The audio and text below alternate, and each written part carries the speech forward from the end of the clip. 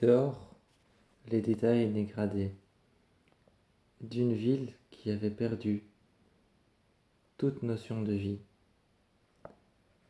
J'étais en train de courir dans ma combinaison rouge, avec mes bottes fermées, avec les sangles noires aimantées. J'étais en train de courir, protégé avec mes protèges tibias, ce qui protégeait mes poignets, mon arme à la main, la cible prête à être tuée, un cerf duquel les radiations avaient fait pousser plusieurs cornes sur tout le côté de son corps. Tout son visage était étiré sur le côté, la moitié de sa bouche visible de l'extérieur, certainement la radioactivité. Il marchait de travers. Sous la pluie, je suis allé le voir. J'ai dû abréger ses souffrances. De loin, j'ai tiré. Il bougeait encore, certainement aussi la radioactivité. J'ai pris mon couteau, je l'ai levé. Comme gage, comme en gage de remerciement d'avoir été sur mon chemin. J'ai levé mon couteau, et c'était pour abréger ses souffrances, pour en finir une bonne fois pour toutes. Même si c'était un cerf, c'était comme si lui-même me disait « Termine-en, une bonne fois pour toutes. Fais ce que tu as à faire. » Je l'ai regardé dans les yeux. Ses yeux paraissaient encore lumineux, brillants, noirs pourtant, mais bien ceux d'un cerf. La radioactivité l'avait transformé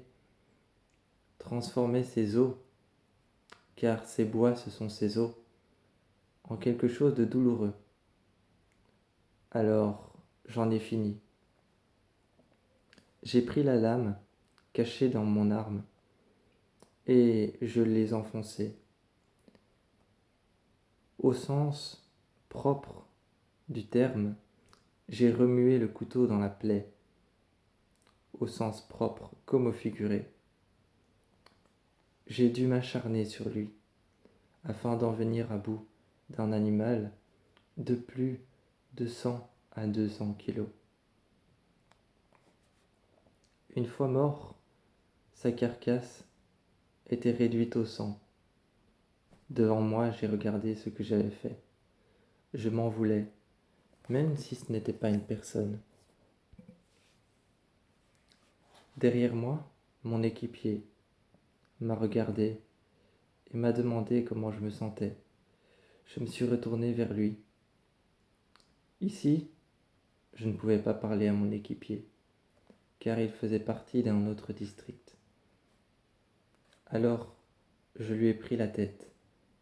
Je l'ai collé contre mon arme et j'ai dit « Écoute, je suis désolé, mais je peux pas. » D'un seul coup, comme à travers un fusil silencieux, l'arme tira d'une traite et le corps, lui, s'effondra d'une traite.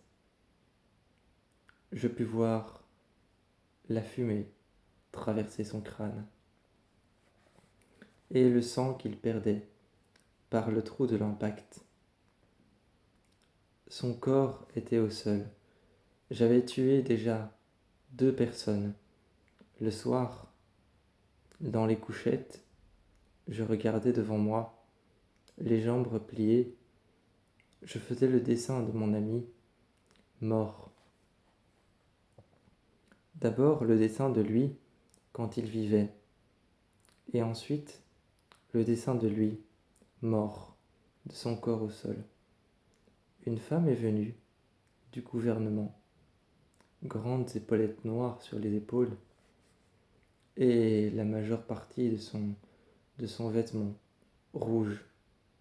Elle est arrivée imposante, et elle m'a demandé ce que c'était, repérant un cadavre sur la feuille. J'ai dit qu'aujourd'hui, j'avais dû tuer l'un de mes amis. parce qu'il faisait partie d'un district adversaire. Elle m'a regardé et m'a dit que c'était bien. Je l'ai vue partir dans un silence. Impassible, elle m'a regardé.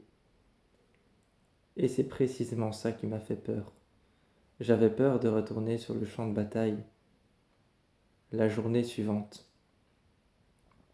Mais j'y suis retourné. J'y suis retourné comme si de rien n'était. Il y avait ces créatures qui bougeaient, qui s'accrochaient au mur. Je devais les éradiquer pour libérer un avion, pour survivre. Ce n'était pas un avion, mais plus un vaisseau. Il avait 3 hélices distinctes, avec 2 palmes, une pliée vers l'avant, une pliée vers l'arrière.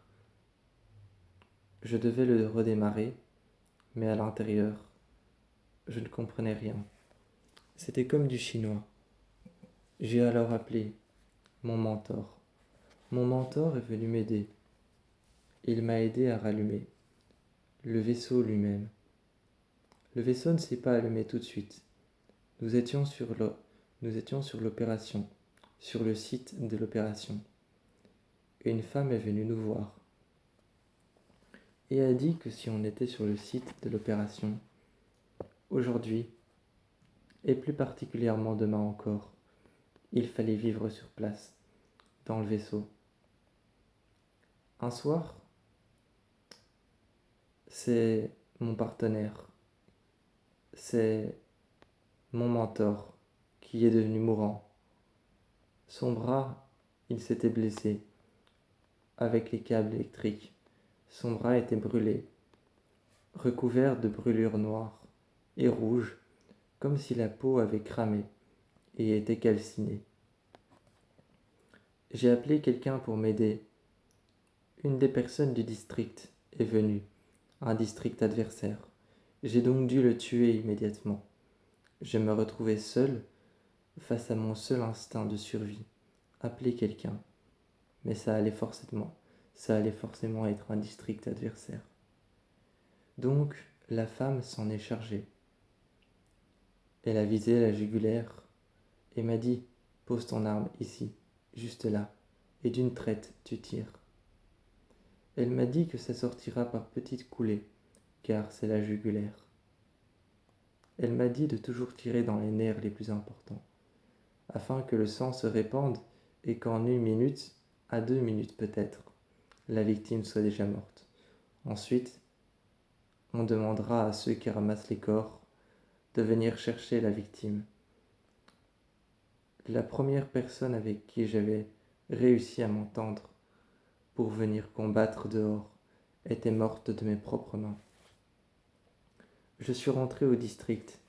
J'ai donné mon nom, ma carte, mon identité, mon numéro, mon immatriculation, mon matricule.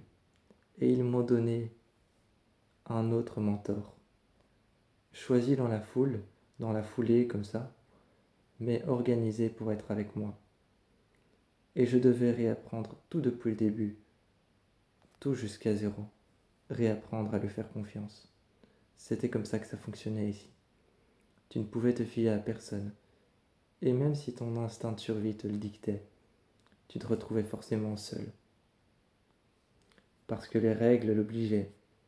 Et parce que c'était comme ça, le seul moyen de survie.